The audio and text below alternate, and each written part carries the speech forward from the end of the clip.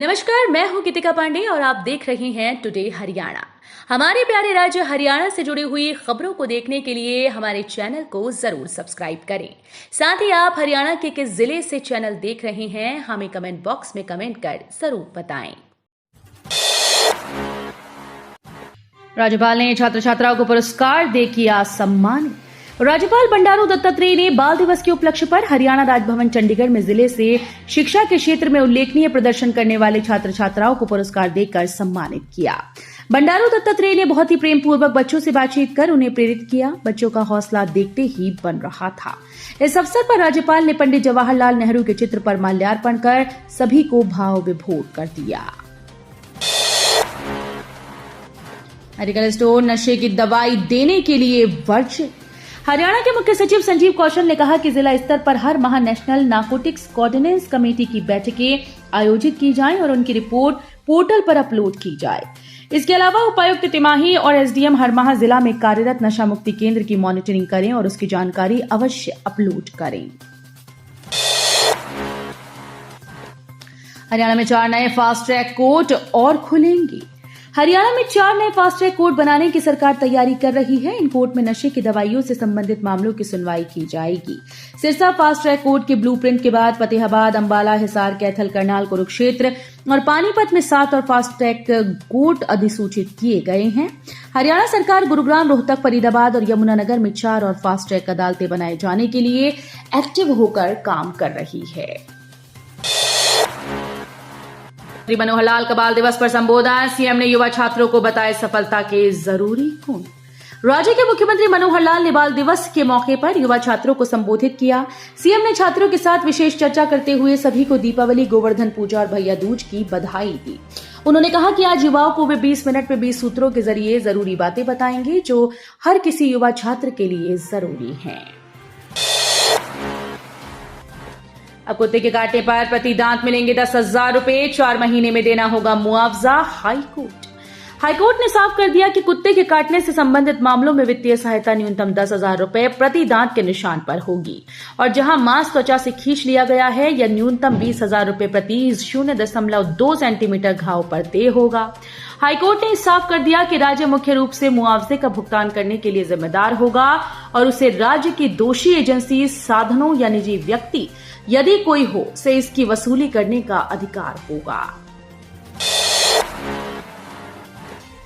Haryana CM के पूर्व media सलाहकार को बड़ी जिम्मेदारी। हरियाणा के मुख्यमंत्री के पूर्व मीडिया एडवाइजर अमित आर्या को केंद्र सरकार ने बड़ी जिम्मेदारी दी है। उनके काम को देखते हुए केंद्र सरकार ने उन्हें वरिष्ठ मीडिया कंसल्टेंट नियुक्त किया है।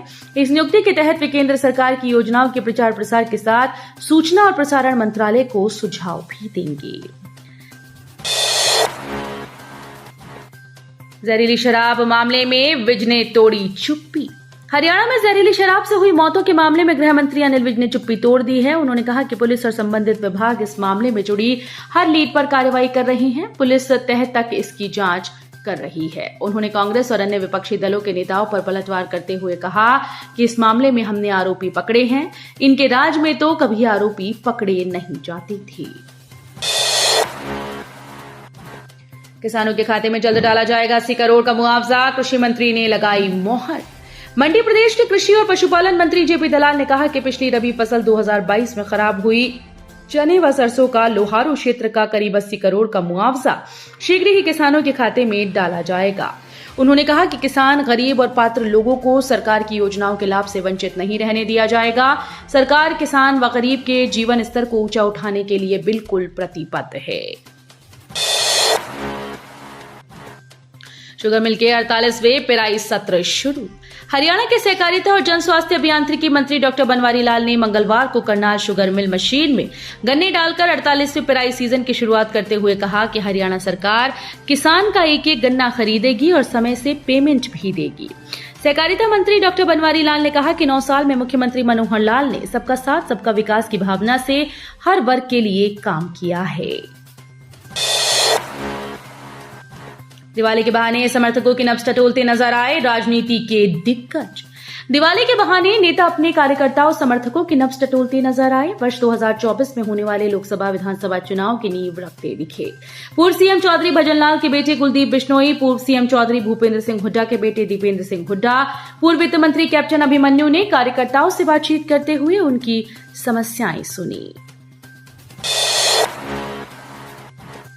निगम के सामने धरने पर बैठा पार्षद, 13 कॉलोनीज के 40,000 लोगों के साथ पक्षपात का लगाया आरोप।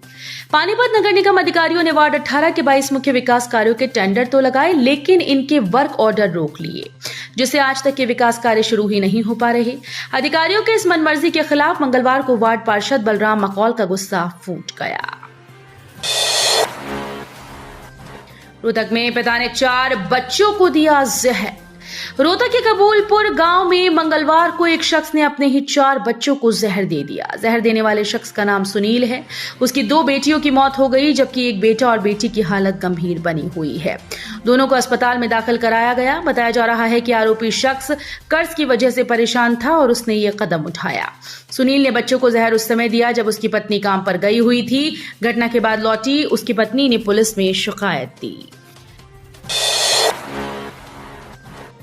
बैंक खाते से कट गए रुपए, ना आईडी बनी और ना हुआ फसल बीमा। हजारों किसानों की चिंताएं बढ़ी। प्रधानमंत्री फसल बीमा योजना के तहत प्रदेश के हजारों किसानों के पैसे खाते से कटने के बावजूद उनकी आईडी अब तक नहीं बन पाई। बताया जा रहा है कि नेशनल क्रॉप इंश्योरेंस पोर्टल के सॉफ्टवेयर में गड़बड़ी की वजह से प्रदेश के कई जिलों में किसानों की आईडी समय पर नहीं बन पाई। वहीं क्लस्टर 2 में आने वाले हिसार समेत 7 जिलों के किसानों के लिए बीमा कंपनी तय नहीं हो पाई। एक्सप्रेसवे पर कई पलथे खाने के बाद फॉर्च्यूनर के उड़े पर खच्चे। हादसे में बाल बाल बच्चे। बीजेपी ओबीसी मोर्चा के प्रदेश महामंत्री, भाजपा ओबीसी मोर्चा के प्रदेश महामंत्री और उद्योगपति रामेश्वर प्रजापति मंगलवार को केजीपी पर हुए एक सड़क हादसे में बुरी तरह से घायल हो गए। इतना जरूर है कि वो बाल बाल बच गए।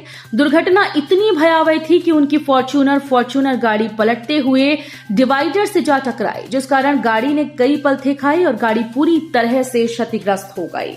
महामंत्री गाड़ी में सवार होकर मेरठ से बल्लभगढ़ अपने निवास पर आ रहे थे।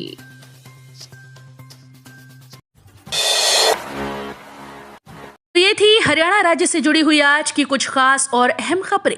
इसी तरह की लेटेस्ट अपडेट देखने के लिए टुडे हरियाणा को जरूर सब्सक्राइब करें।